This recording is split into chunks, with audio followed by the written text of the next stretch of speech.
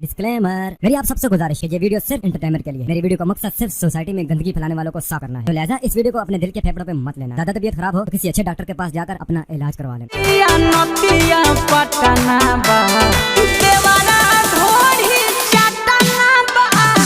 तो शुक्र ना करो ए भौजी कि ताहर देवरा तो खाली ढोड़िए चटना बा, ना तो गौवा में 2-4 गो बारह सन जवन ढोड़ी के साथ साथ उहो चाट के उजर कर देवेला सन।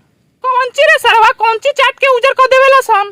उ है सरऊ जौन ची तू बुझता रह, दूध के धोवल नहीं ख जे तारा के खोल के बतावे के पड़ी।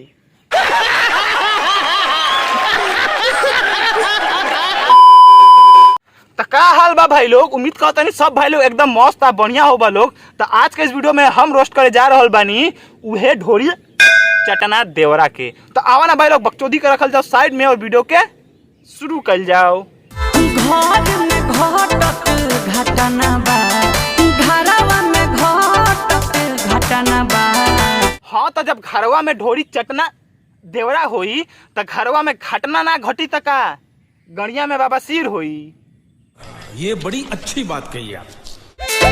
पतिया नतिया पटना बा, पतिया नतिया पटना बा। हाँ तो ई ना शुक्र मनावा ए भौजी की नतिया पतिया पटने में बा। यदि दिल्ली या बम्बई में रहित नु तो देवरा पेल पाल के रामपाल बना देले रहित।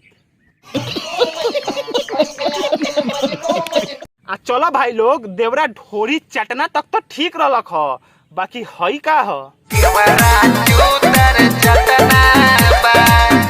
देवरा चूतर चटना बा। का रे साले, तोरा एकरा बारे में का राय बा?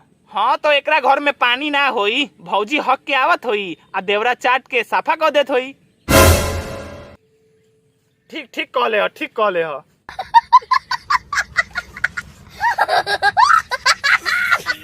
आ चलो भाई लोग, चूतर चटना तक तो ठीक रहलक ह, बाकी हई का ह खातिर कटना बा, देवरा लार चटना बा, देवरा लार चटना बा। देवरा लाड़ चटना बा। तो सरवा हमरा सोचे पर मजबूर कर देले, बाकी सरवा आखिर केकर लाड़ चाटत होई? काहे रे सरवा, तोरो अपन लाड़ चटवावे के बा का? ना रे सरवा, हमरा अपन लाड़ नहीं के चटवाई के, ते ही चटवो।